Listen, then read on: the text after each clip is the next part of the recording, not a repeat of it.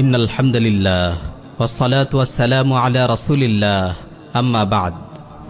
বিশ্বকাপ ফুটবলের উন্মাদনায় যেন মেতে উঠেছে পুরো জাতি। দেশের আকাশ ছেয়ে গেছে ভিন দেশের রং বেরঙের পতাকায়।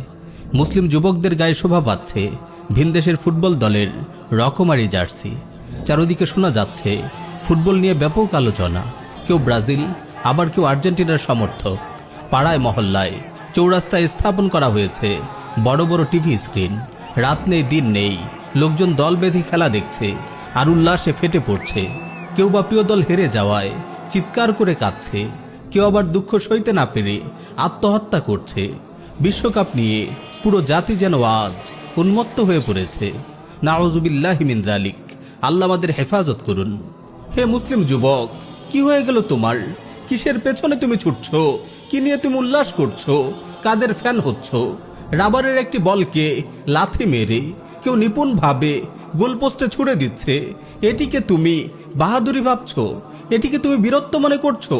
এসব ফালতু খেলোয়াড়রাই কি তবে তোমার কাছে হিরো? এই তুচ্ছ ফুটবল নিয়ে তুমি এত উল্লাস করছো? কই, তুমি তখন কোথায় ছিলে? আফগানের বীর মুজাহিদরা যখন গোটা কুফফার বিশ্বকে তুলোধুনে করেছিল, কাফিরদের হাঁটু গেড়ে বসে পরাজয় স্বীকার করতে বাধ্য করেছিল, তুমি তখন কোথায় ছিলে?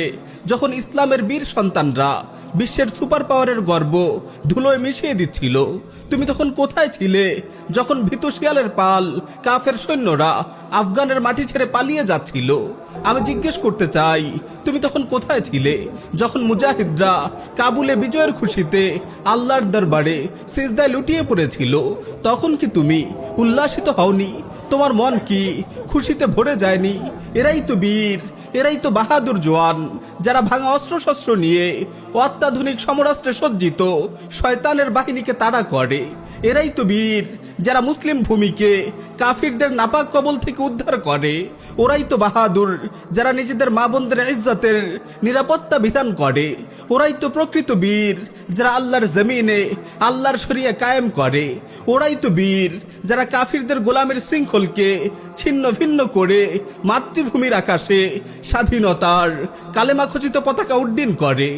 মুসলিম যুবক, তুমি ফ্যান ফলোয়ার হওয়ার জন্য আর কাউকে পেলে না। হাফ প্যান্ট পরে পাগলের মতো রাবারের বলের পেছনে ছোটা আর লাথি মেরে গোলপোস্টে বল ঢুকানোই তাহলে তোমার কাছে বাহাদুরি? হে মুসলিম যুবক, কাদেরকে তুমি ভালোবাসছো? কাদের পোশাক তুমি গায়ে জড়াচ্ছ? কাদের মতো হেয়ার কাট দিচ্ছ? তুমি কি প্রিয় নবী সাল্লাল্লাহু আলাইহি ওয়াসাল্লামের সেই হাদিস শোনোনি, আল মারউ মা মান আহাব্বা? মানুষ কিয়ামতের দিন তার সাথেই থাকবে যাকে সে ভালোবাসে। তুমি কি জানো না প্রিয় নবী সাল্লাল্লাহু আলাইহি ওয়াসাল্লাম কি বলেছেন? মান তাশাব্বাহা বিকাউমিন ফাহুয়া মিনহুম। মানুষ যে জাতির সাদৃশ্য অবলম্বন করে সেই জাতিরই একজন হিসেবে গণ্য হবে। তুমি যে কাফির খেলোয়াড়দের ভালোবাসছো, তুমি কি তাদের সঙ্গে কিয়ামতের দিন থাকতে রাজি হবে? নিঃসন্দেহে প্রতিটি কাফিরই জাহান্নামী।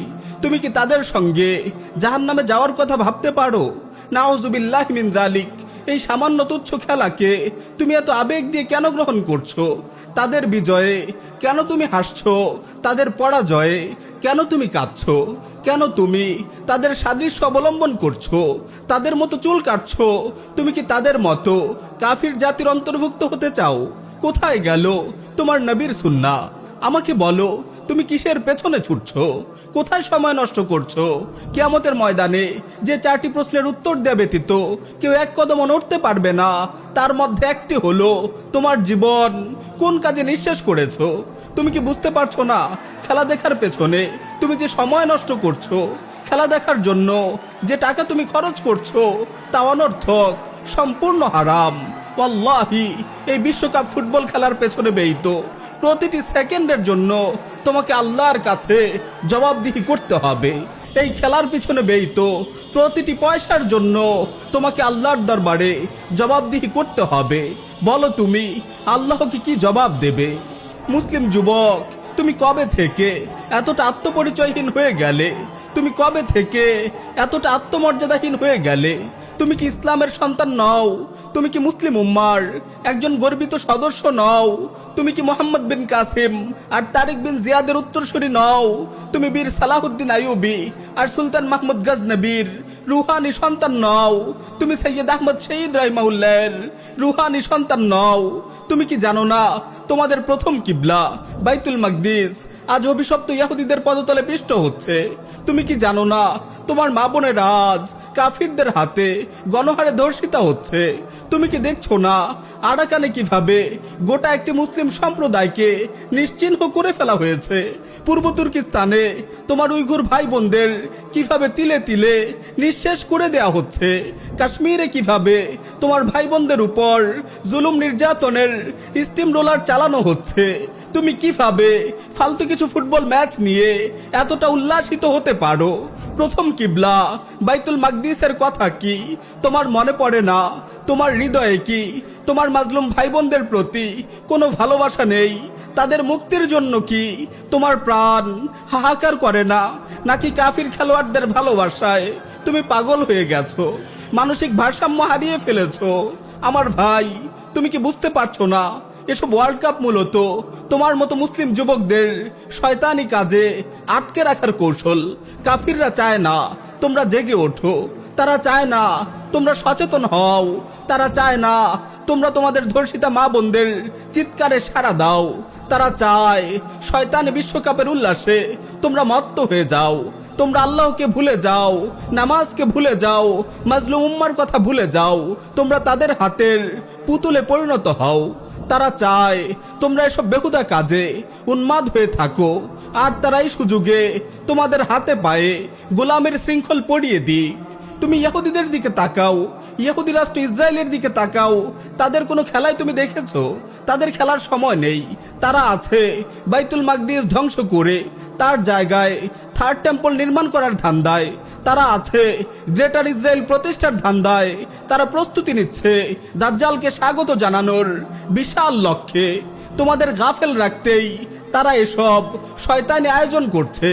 বিশ্বকাপ ফুটবল, বিশ্বকাপ ক্রিকেটের মতো অর্থহীন আয়োজন তোমাদের নষ্ট করার জন্য। গান বাজনা ও জেনাভে বিচারের প্রসার ঘটাচ্ছে তোমাদের নষ্ট করার জন্য। পর্নোগ্রাফি ছড়াচ্ছে তোমাদের নষ্ট করার জন্য। মুসলিম যুবক, তুমি ইসলামের সন্তান, তুমি মুসলিম উম্মার পাহারাদার।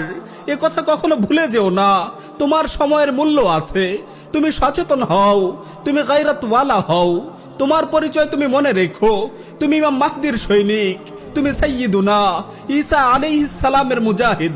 ফুটবলের এই দাজ্জালি আয়োজন তোমার জন্য নয়। ফুটবলের এই দাজ্জালি আয়োজন তোমার জন্য নয়।